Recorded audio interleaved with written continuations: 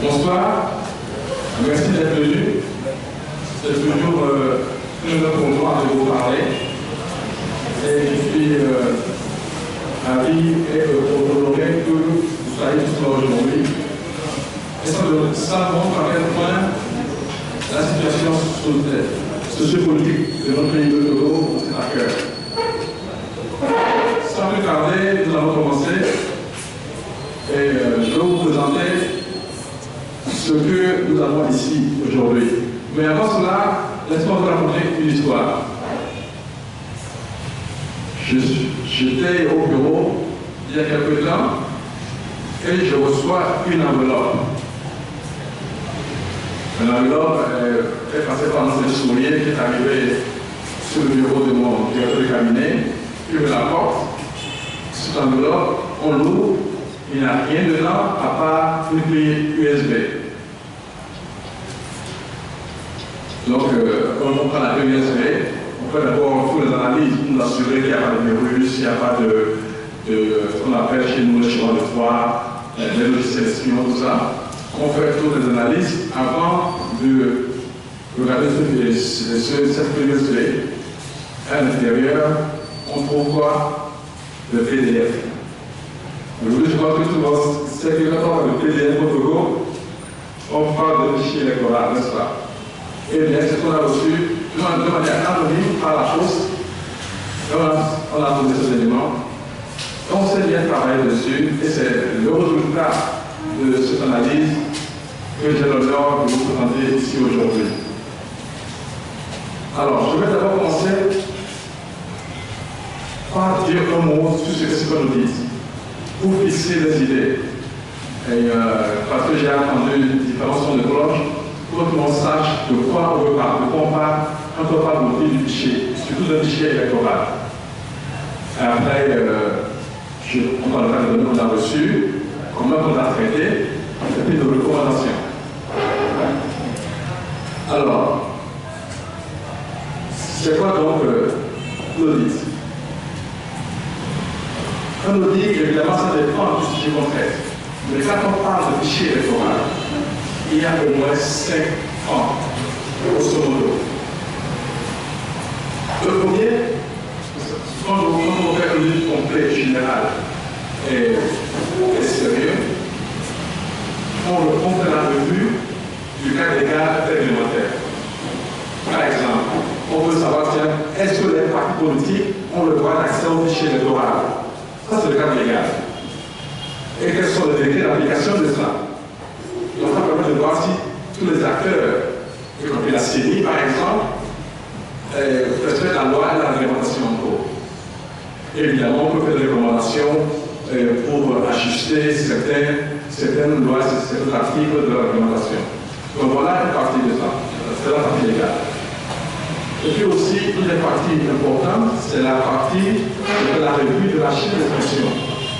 Au Togo, par exemple, vous savez que même si on n'a pas de documentation, il suffit d'avoir deux témoins et puis on peut s'inscrire. Ok? Mais est-ce que ces témoins-là, quels sont les critères qui permettent de définir ces témoins? Est-ce qu'eux-mêmes, ils se sont inscrits avec des papiers ou bien eux aussi, ils ont été inscrits par d'autres témoins? Ouais? Cette analyse, cette revue permet de voir tout le mécanisme qui permet de reconnaître le lecteur de l'inscrire.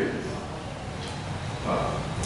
Et puis, il y a la partie qu'on appelle l'enquête de terrain. Ça, je vais y revenir en détail tout à l'heure. Et puis aussi, ce qui nous intéresse aussi, c'est les fameux fichiers. Comment faire le fichier, je vais y revenir en détail tout à l'heure.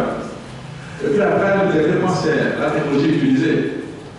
Aujourd'hui, on ne parle de biométrie, mais la biométrie, en principe, permet d'avoir l'unicité dans le fichier. C'est-à-dire que deux personnes ne peuvent pas être dans un fichier. Or, au Togo, on a vu que le lot de doublons sont légion. On en parlera tout à l'heure. Donc, ça veut dire qu'en fait, si on fait la revue de la technologie mise en place, il faut voir si elle est vraiment adéquate pour ce que nous cherchons. Par exemple, dans d'autres pays, quand on prend des empreintes digitales, on prend les empreintes de tous les 10 doigts, alors que chez nous, c'est que de 2 doigts, par exemple. Donc l'audit concerne en principe tous ces mécanismes. Mais voyons en détail le côté qu'on appelle le terrain. Alors, dans notre terminologie, on appelle list people. Ça veut dire quoi? J'ai ma liste électorale. Je ne sais pas aujourd'hui, je n'ai pas de mécanisme automatique, par exemple, qui me permet d'enlever les personnes décédées, de savoir qui est mineur ou non.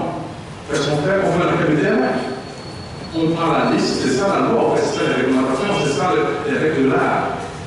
On ne peut pas attendre et espérer que les familles viennent déclarer à la CENI la perte de leur membres. Surtout que les familles ne savent même pas faire l'enquête-là.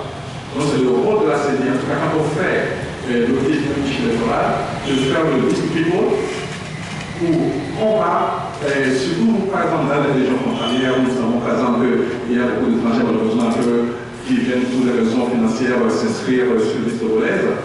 Donc pour aller faire les analyses, évidemment on peut pousser un peu plus loin en utilisant ces études démographiques du pays. Donc liste people, c'est que je prends ma liste, je vais faire l'enquête sur le terrain pour vérifier que ces personnes sont réellement là ou non. Si elles sont là, on les enlève, si elles sont là, on les conserve. Vous voyez, c'est notre approche qui est plus autoliste. Ça veut aussi que, par exemple, quand je suis dans une maison, je vois que deux personnes sont éligibles à être des électeurs, mais ne sont pas inscrits, je me demande pourquoi on a fait ça. Et ça doit le savoir, de pouvoir expliquer l'écart qu'il y a entre la démographie et les chiffres là pour les électeurs. Et bien entendu, évidemment, on fait des enquêtes auprès des chefs de quartier, des chefs de canton, des chefs de village, etc. pour s'assurer que les personnes qui sont vraiment inscrites dans cette zone sont vraiment les personnes qui habitent dans cette zone-là.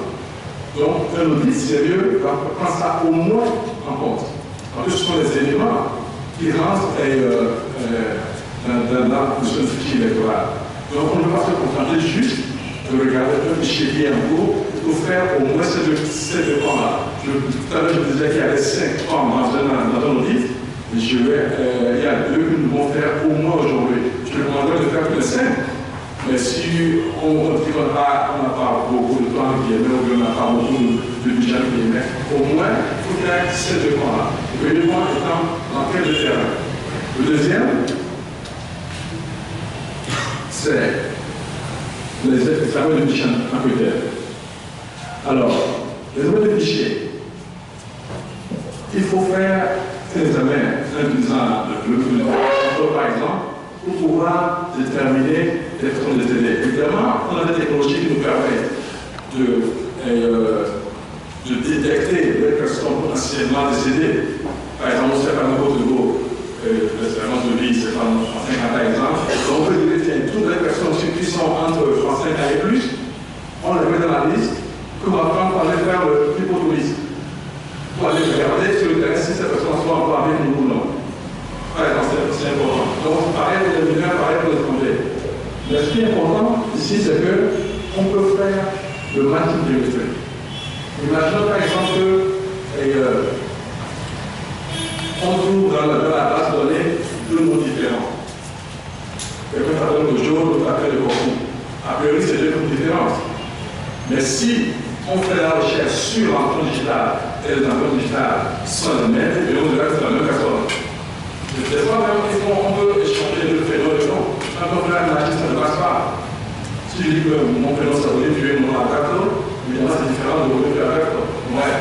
Donc, voilà ce qu'il faut faire, et c'est pour nous donner le machine biométrique. Et puis, bon, il y a aussi d'autres part des choses. Je peux avoir 2 empreintes digitales différentes. C'est-à-dire, par exemple, moi, j'ai mis mon index pour m'enregistrer, et je reviens après, je m'enregistre maintenant avec mon pouce. Donc, c'est pas ce qu'on appelle dans le jargon le parti avec le média seront différents. C'est-à-dire que l'enregistrement sera différent. Donc, alors que la même personne, à ce moment-là, on a des algorithmes qui permettent de faire la reconnaissance faciale sur la photo, à ce moment-là, la photo soit de bonne qualité pour vérifier que c'est la même personne et sortir une liste de vérifier ça par rapport à quel terrain aussi. Donc, voilà les qu'on faut faire. Et puis, évidemment, on fait la recherche des gens qui ont plusieurs cartes d'électeurs. Et ça, je vais en revenir tout à l'heure. Et puis, un autre élément important, c'est le fait de recherche croisée. On peut voir, on va telle personne s'est enregistrée, si ça veut faire carte d'identité, on va regarder dans le fichier de carte d'identité si tout correspond. Ceux qui sont enregistrés avec le fichier de passeport, par exemple, on va les voir dans le fichier de passeport, on va voir si tout correspond. On peut préparer un état civil, même si l'état civil de n'est pas complet. Mais en tout cas, ce sont des éléments de réflexion qui permettent déjà d'établir déjà une liste propre. Et mettre de côté les listes douteuses et mettre de côté les listes qu'on sait fausses. Donc, les listes douteuses, on ne peut pas encore aller faire l'étude du terrain pour assurer de sa fiabilité. Alors, ce qu'on a fait aujourd'hui, quand on veut faire par rapport aux éléments qu'on a dans le fichier PDF, on ne peut faire aucun de ces méthodes. La seule qu'on a pu faire, c'est la recherche de doublons par rapport aux personnes qui ont des cartes de lecteurs multiples. Donc ça veut dire que le travail que je vais vous présenter aujourd'hui ne représente que la recherche des personnes ayant des cartes de vote multiples. Ça veut dire que c'est pour ça que j'ai pu insister qu'il n'est pas opportun de faire voter sur un fichier sur le PDF parce qu'on manque beaucoup d'informations, donc beaucoup de gens peuvent passer dans le tamis. Il faut le faire sur la base de données elle-même. D'ailleurs, on a dit qu'on a le droit d'avoir accès au fichier électoral, une copie de fichier par PDF. Et si on avait accès à la base de données, évidemment, on pourrait faire tout cela. Donc voilà. Alors, qu'est-ce qu'on a fait ici? Eh bien, on a regardé. J'en reviendrai. Alors, maintenant, on va parler des données qu'on a reçues. Alors, sur cette PISP, nous avons reçu exactement 7268 fichiers PDF. Ce qui correspond à 7268 bureaux de vote. Ce n'est pas le fichier complet parce qu'on aurait beaucoup plus que ça, mais ça c'est une indication. Et ça concerne les 5 de Loré et les 35 préfectures et la sous-préfecture. Et la sous-fichier, nous avons trouvé 2 957 018 électeurs. Bon, vous savez que pour les statistiques, nous avons 3 millions et quelques de dossiers. Donc, même le fichier qu'on a reçu là n'est pas complet, mais c'est suffisamment pour la réalité pour continuer à travailler. Alors, qu'est-ce que nous avons fait ces données-là? Nous avons fait assurer qu'il n'y a pas de virus, qu'il n'y a pas de chemin de froid, qu'il n'y a pas de tout ça. Qu'est-ce qu'on a fait? Eh bien, pendant les PDF, on les a passés. Les PDF que nous avons reçus, c'est des PDF durs. C'est-à-dire qu'on ne peut pas extraire les textes dedans. Parce que c'est comme si c'était scanné et envoyé. Donc, ce qui veut dire qu'il fallait faire un travail de reconnaissance de caractère pour aller récupérer tous les caractères et les sorties de ce fichier-là. C'est un travail qui nous a pris beaucoup de temps. Surtout, on avait 7000 quelques fichiers.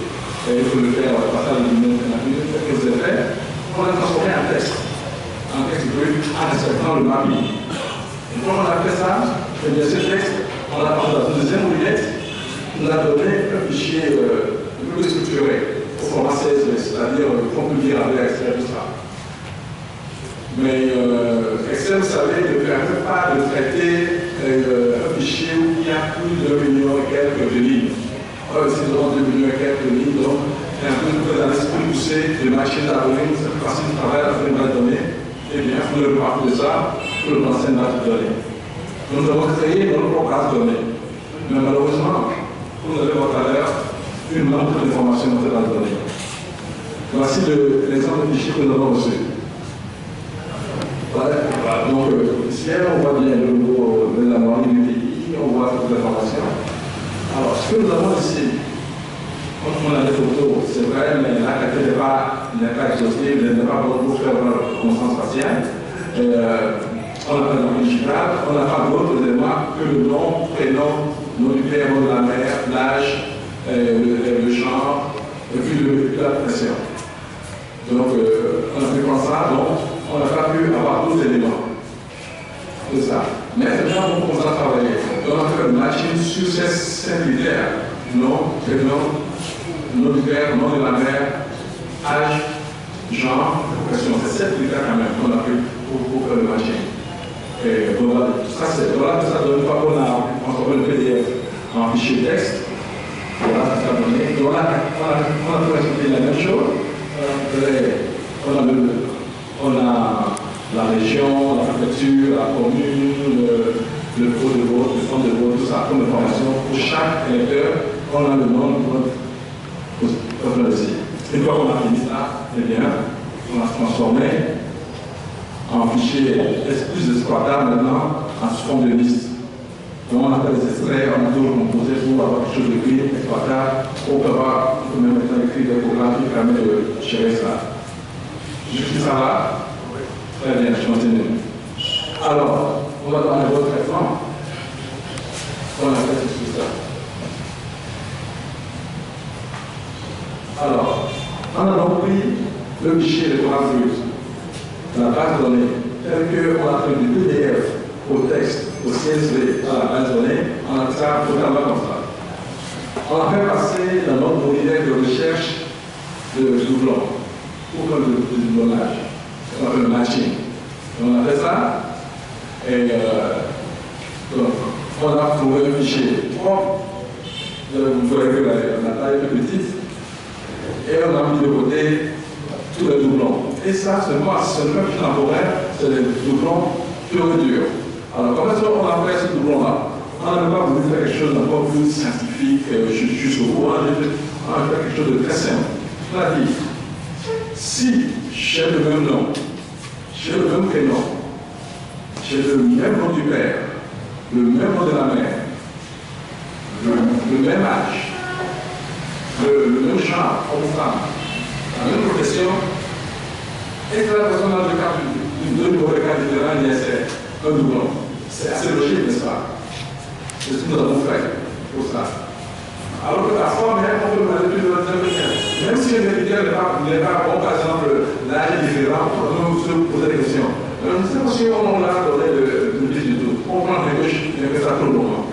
Parce qu'en fait, ceci, c'est juste un exercice pour montrer déjà ce qu'il y a dans ce fichier pour pouvoir exiger qu'on fasse une liste sérieuse dans la base de données qui se trouve à la CENI. Eh bien, vous se vérifiez quand vous apprendrez les résultats que nous allons faire. Donc voilà, maintenant je vous donne les résultats. Dans le fichier brut, je ne parle pas de doublon ici. Dans le fichier brut, nous avons 1,48% de jeunes qui ont 18 ans libre.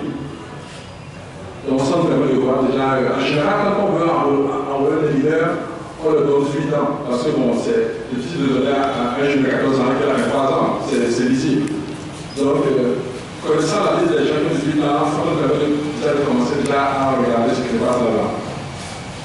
Et donc voilà, et je vais découper ici par région. Par exemple, dans la région de Kara, c'est 6,7%. Le pardon, c'est 2,9%, etc. Donc, ça maintenant, ce sont les résultats des jeunes de 18 à 21 ans. C'est intéressant de prendre cette tranche-là, aussi parce qu'en général, les statistiques montrent que c'est dans cette tranche d'âge-là qu'on prend conscience politique et bien souvent, je vais aller me l'esprit. Voilà, donc ça donne 5,75% de personnes qui sont enregistrées en 2015 et en 2013, pardon, sur la liste électorale. Voici la tour. Donc maintenant, je suis parti voir une tranche d'âge intéressante. Les personnes qui ont 35 ans et plus. Et si je veux vous faire une comparaison par rapport à la démographie togolaise, et les chiffres que nous donnons à la Banque mondiale, c'est qu'en principe, les personnes qui en ont l'âge de voter entre 65 ans et plus, au Togo, représentent 2,7% de la population. Or, ici, dans le fichier, on trouve 4,13%. L'écart est énorme. Donc, c'est dans ce milieu que se trouve l'être de CD, On peut poser la question. Donc, ça permet de pouvoir sortir des informations et de faire l'étude du terrain pour s'assurer que tout passe bien. En tout cas, on ne peut pas se contenter de réfléchir le fichier et dire bon, on fait un matching, c'est bon. Il faut aller quelque chose de plus sérieux. Et bon, j'ai rajouté quelques coups de plaisir, parce que ma mère est dans cette configuration aussi, de voir tous ceux qui ont fait la maison. Et plus, c'est la communauté. Ma mère fait partie des œuvres qui ont 1000% de collègues de la maison. Ok. Donc voilà. Bon, maintenant, je vais vous donner le chiffre du jour. Le nombre de doublons que nous avons trouvé dans le fichier.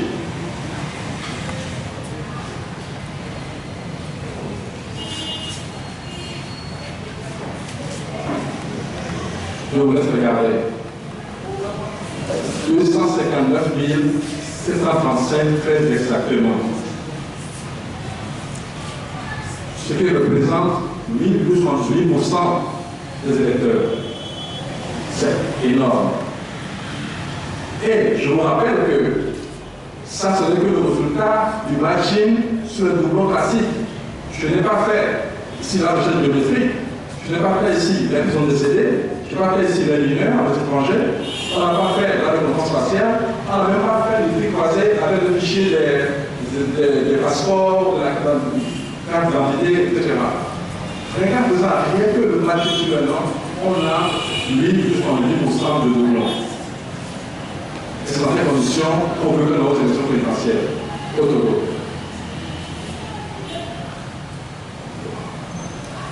En tout cas, c'est édifiant. Quand j'ai vu ce chiffre, je dis que je ne comprends pas pourquoi il ne veut pas qu'on aille voir ce qui se passe à la CENI. Je comprends pourquoi il ne veut pas qu'on aille voir ce qui se passe à la CENI. Pourquoi je dis que la vraie bataille aujourd'hui, ce n'est pas qu'on a les yeux. C'est de faire de tout ce qu'on fasse le plus de fichiers électoraux. Pour que nous partons tous sur les bonnes bases, pour que le président est venu, pour que reçoive de faire réellement la volonté du peuple. Alors, quelques statistiques rapidement. Par région, ici, ce que j'ai constaté, c'est que bien qu'on ait plus de nombre de doublons dans la région maritime, ce que l'on va observer dans le plus de plus d'électeurs, pardon, mais le nombre, le taux de doublons le plus élevé se trouve dans la région de Kara. C'est 13,47% à Kara contre 8,14% dans la région maritime. Nombre de doublons trouvés. D'accord? Et bon, maintenant, je vais vous donner quelque chose qui m'a fait sourire. Sourire vraiment. Mais c'est un sourire amer quand même. Regardez ceci, et puis on va le commenter ensemble. Voici l'évolution du fichier électoral Euro depuis 2005. Comme vous voyez, en deux élections, ou bien il y a des cataclysmes où les gens disparaissent, ou bien celle d'après, il y a un peu de où tout le monde va voter. Ça, ce sont les chiffres réels. Ce que pour 2015, qu'on a une projection. Ça veut dire qu'en 2005, on avait 3 millions et quelques d'électeurs. En 2016, le taux législatif part, on descend. En 2010, on a 3 millions de 100 000 électeurs. En 2013, 215 000 disparaissent du fichier. Et là, on répond présidentiel, c'est le sénateur le conflit. Attendez. Je dis cloche, n'est-ce pas? Ce n'est pas sérieux. Ce n'est pas sérieux. C'est ça la réalité de l'autre. C'est pour ça que je dis qu'il faut absolument faire une étude réelle de ce fichier électoral. Un travail sérieux. Je veux reprendre depuis 2010, depuis 2010 au moins, pour voir pourquoi est-ce qu'on a 275 000 disparaissent en 2010 et 2013.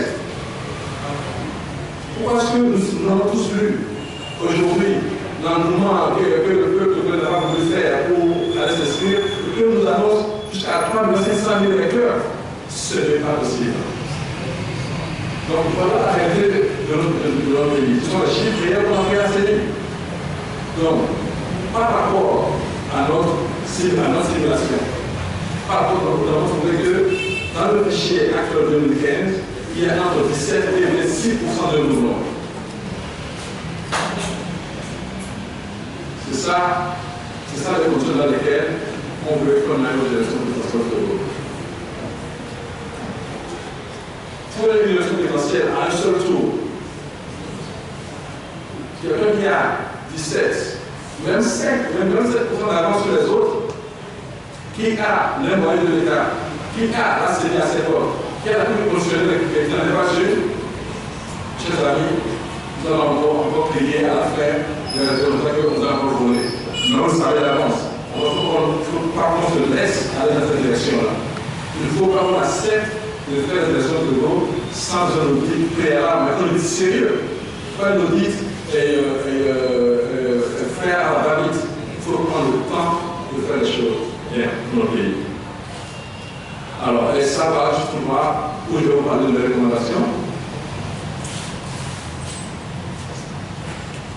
L'audit, aujourd'hui, je peux comprendre, même si je souhaite qu'on fasse l'audit complet des 5 ans de l'électorat sur les règles là, même si je le recommande fortement, nous disons que nous devons accepter en tant que peuple souverain, en tant que peuple souverain, en tant que nous voulons la paix dans notre pays, pour pouvoir avoir une liste consensuelle, qu'on puisse aller aux élections présidentielles dans la paix, pour épargner la violence de l'eau.